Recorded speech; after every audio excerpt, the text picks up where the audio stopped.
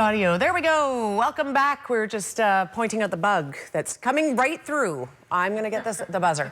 Okay, welcome to the show, Bob Dino and Tara Holmes. Tara Holmes, former sales exec with the station, no stranger to the show. It's great to have you back. Nice to be back here. You're so quiet, though, it seems. Like, really, you do seem quiet. Yeah, well, I was kind of walking through secretly. So, yeah, no, it's so great to be back here. Good. And Bob Dino, it's great to have you back as well. Yeah, it's been a while. It has been a while. You guys have been busy. Yes. Efforts to have the time change stopped. This is no small feat. I'm sure it's been done before. How are things going for you guys, and where are you at? I know you've got a huge petition. Tons of people have signed it. Hasn't been done before. That's a good question. Not that we know of. Is that right? People Nobody's have tried. People have lots tried. That's what I mean. And no effort, like have people efforted with the petition before? Yes, there's been petitions all over Canada and the U.S. to do this. This is the one that's got the most attention that we can tell. And why is that? Because you guys are so popular on social media, or what? Well, 3,200 Facebook likes, so we're doing all right in 3 weeks. That's good. We have a picture actually of that Facebook site that we can throw on here. And yes, this is active right now. You can absolutely go and check it out. Yeah. Tell me a little bit about what this Facebook page deals with. What does it talk about? Okay, so when you're on Facebook and you go to stop the time change, make sure you're at the right one, because seriously, there are a lot of people that are passionate about this.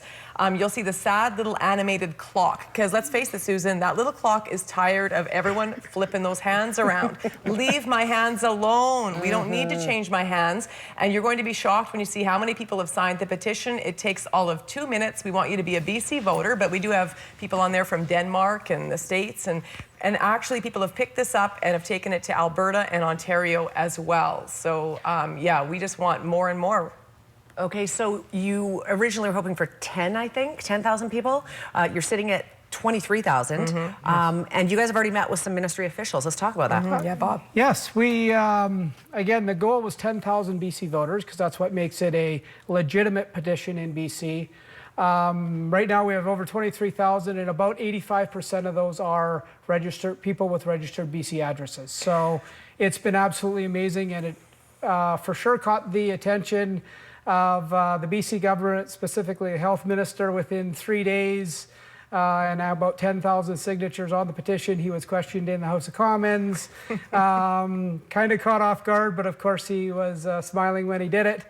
And then last Friday we were able to sit down with Minister Lake and Minister Stone and have a half-an-hour meeting and talk about the time change and what we needed to do going forward and what they could do, they would do going forward. And what are they willing to do going forward? They are willing to put a little bit of time and effort into checking into the health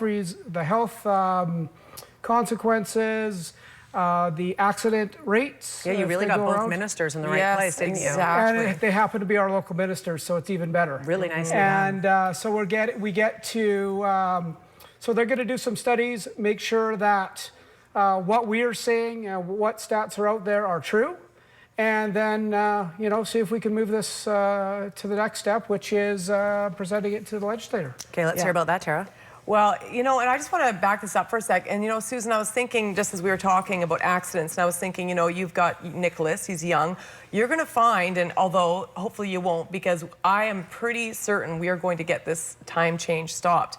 But it is very scary when you've got a young driver and suddenly the darkness is thrown on you. There's way more accidents. I just saw this week down at the coast, and the police that were interviewed said it was due to the time change. Every year the accidents spike. It's hard enough to deal with distracted drivers and pedestrians with dark clothes, but to have that darkness thrown on you suddenly, and if people start doing research and actually see, even in the spring forward when you lose the hour's sleep, heart attacks increase, workplace accidents increase. It's absolutely unbelievable. And the comments that we are getting, that people are saying to us in wheelchairs. One lady just sent us a message saying she's tried to do this before. She sent a message to the government. People are really serious about this. And let's face it, why do we do it? Why do we, you know, this is what we have to start asking ourselves. And I know Bob was just saying he's found out that there's 5 states that are actually tabling this right now and discussing getting this stopped. And we have had requests all across Canada. So we want to start with BC, because Creston doesn't touch their clocks. the northern parts, Fort St. John, Dawson Creek. So we want to get BC on board. And like Bob was saying, wouldn't it be nice for British Columbia to lead instead of follow? Let's start this. Let's get the province of BC on the same time. Quit playing around with those hands, and then the next provinces will follow suit. And we're going to get those this. hands. That's right.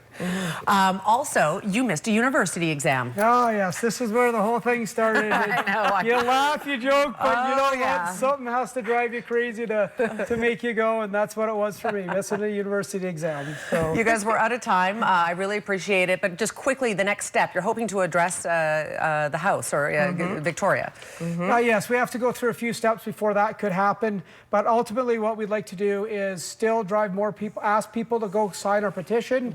Tara and I are going to get out into the community, go to places where they're not able to get on the internet to sign the petition and have that signed.